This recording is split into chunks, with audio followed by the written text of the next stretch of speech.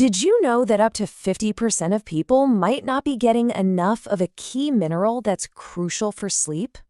Welcome to Sleepedia, a corner of the internet dedicated to the science of sleep and circadian rhythms. Today, we're diving into one of the most common sleep frustrations out there, a mind that just won't power down, and the surprisingly simple biological solution you might be missing. You know the feeling, right?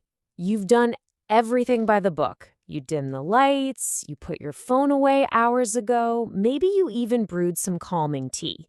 You've checked all the boxes for perfect sleep hygiene, but you're just lying there in bed and your mind is running a marathon. It is so frustrating. So, what if the answer isn't about changing your environment again? What if it's about changing your biology?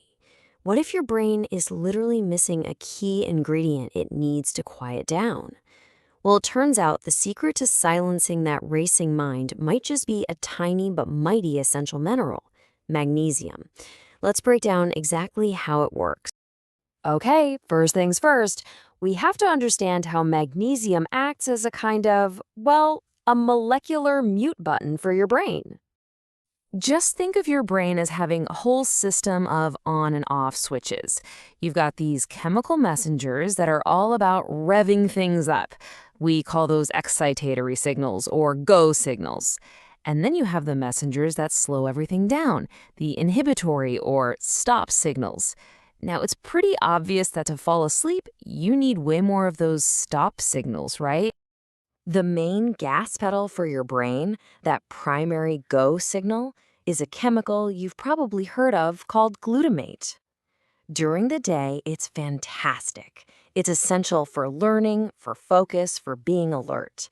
But at night, too much glutamate activity is the very thing that keeps your thoughts bouncing around like a pinball machine. So here's what's happening on a microscopic level. Glutamate shows up to a special gate on your brain cells called the NMDA receptor. When it docks there, that gate swings wide open, and a flood of calcium rushes into the neuron. This sudden rush of calcium makes the neuron fire, creating what scientists call electrical noise. That noise, that's your racing mind. And this is where magnesium makes its grand entrance.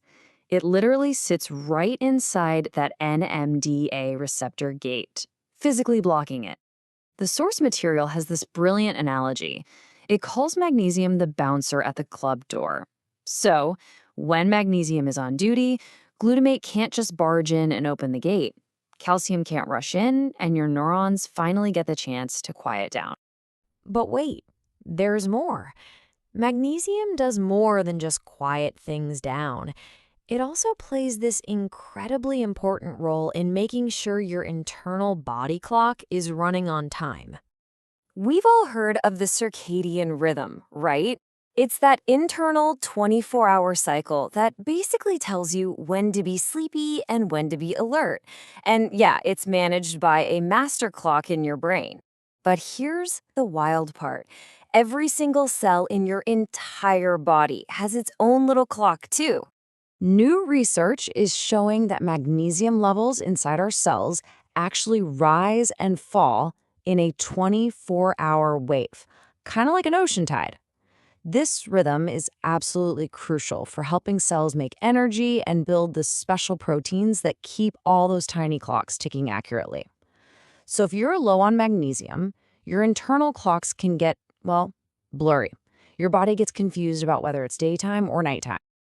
Oh, and another thing, magnesium is also a non-negotiable ingredient. It's what's called a cofactor for the enzymes that turn serotonin into melatonin. You know, the famous sleep hormone. So without enough magnesium, that whole production line just grinds to a halt. Okay, so magnesium blocks the go signals. It tunes your internal clock, and the third key function? It actively strengthens your body's own natural calming systems. So if glutamate is the brain's accelerator, then there's a chemical called GABA that is the absolute brake pedal. GABA is your body's main calming neurotransmitter. Its whole job is to tell your nervous system, hey, it's time to relax, time to rest. And I love this analogy. Magnesium is basically a cheerleader for GABA. It doesn't just increase GABA, it binds to the GABA receptors and makes them more sensitive. This means that the GABA your body already has works way better. Magnesium is basically amplifying that calm down signal across your entire brain. And the knock-on effect of this is huge. By boosting GABA's power, magnesium helps your body dial down the production of the stress hormone, cortisol. This helps you shift from that fight or flight mode into rest and digest mode, which is where you need to be to get that deep, restorative sleep we're all after. So, the science is super clear and, frankly, pretty cool. But how do you actually apply this information? Let's get into the practical side of things and talk about how to actually use magnesium. For just general day-to-day health, the recommended daily allowance for most adults is somewhere between 310 and 420 milligrams. Now, when we look at the studies that focus specifically on sleep, the doses they use are typically in that 200 to 400 milligram range, usually taken about an hour before bed. Okay, this is really important, so listen up. Not all magnesium supplements are the same. For sleep, magnesium glycinate is often called the gold standard. Why? Because it's really well absorbed and it's super gentle on your stomach. Threonate is another amazing option, especially if you deal with brain fog, because it's known to cross the blood-brain barrier. Citrate works, but just be aware it can have a bit of a laxative effect for some people. And you'll generally want to steer clear of magnesium oxide for sleep. It's just not absorbed very well. Now, while magnesium is very, very safe, the most common side effects are all related to digestion. Because magnesium draws water into your intestines, taking a little too much at once can sometimes cause some digestive urgency. And because of that, the best advice is always to follow the start low, go slow method. Just begin with a small dose, maybe around 100 milligrams, see how you feel, and only increase it slowly over a week or so. If you notice any digestive issues, that's your body's signal to just dial the dose back a little bit.